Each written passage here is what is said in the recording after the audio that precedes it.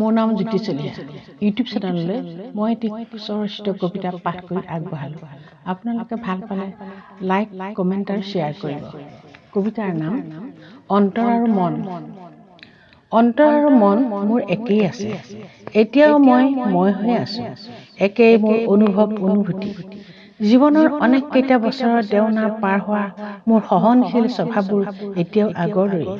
সতেজ, সুন্দৰ, সুকোমল, সুবিমল মোৰ ৰুচি, মোৰ জ্ঞান, সাধনাৰ স্পৃহা সকলো একেই আছে। একেই আছে দয়া আৰু উদাৰতা, চকুত চকু পানী, হিয়াত বেদনাৰ ৰহণ, আশা আৰু ভাষাৰ আৰে আৰে জীৱনৰ বিতৃষ্ণা আৰু বিশালতাৰ উপলব্ধি এতিয়াও আছে। সত্যক মই সত্যক বুলিয়ে শ্ৰদ্ধা কৰোঁ জীৱনৰ অভিজ্ঞতাৰ। মই এতিয়াও কান্দো এটি শিশুৰ দৰে, এতিয়াও হাঁহো এটি শিশুৰ দৰে। স্বাভাৱিক সৰলতাৰে দূৰ দূৰণিলৈ উৰি উৰি আঁতৰি যোৱা খৰালি জাক দেখি শৈশৱৰ নেওতাখন আওৰাও মই হেৰাই যাওঁ মোৰ শৈশৱৰ সৈতে। মাতৃৰ কোলাত অনুভৱ কৰোঁ মূৰত হাত বুলাই দিয়া শীতল স্পৰ্শ। হেৰাই যাওঁ শৈশৱৰ অপোনপতা ভাৱৰ মাজত।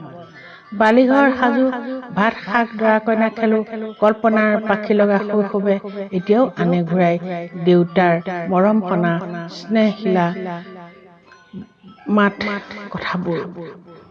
এতিয়াও সাজু সোণৰ কাৰেং, মাৰ সতে তাঁত বাতি কাঢ়ো, তুলসীৰ তলত চাকি জ্বলাও, ঘোষা কীৰ্তনেৰে ভাদমহীয়া নামঘৰত ভাগ লওঁ মাহ প্ৰসাদৰ। মই সকলোবোৰ এতিয়াও ভক্তিৰ উৎস হৈ জ্বলে। অন্তৰ আৰু মন মোৰ একেই আছে।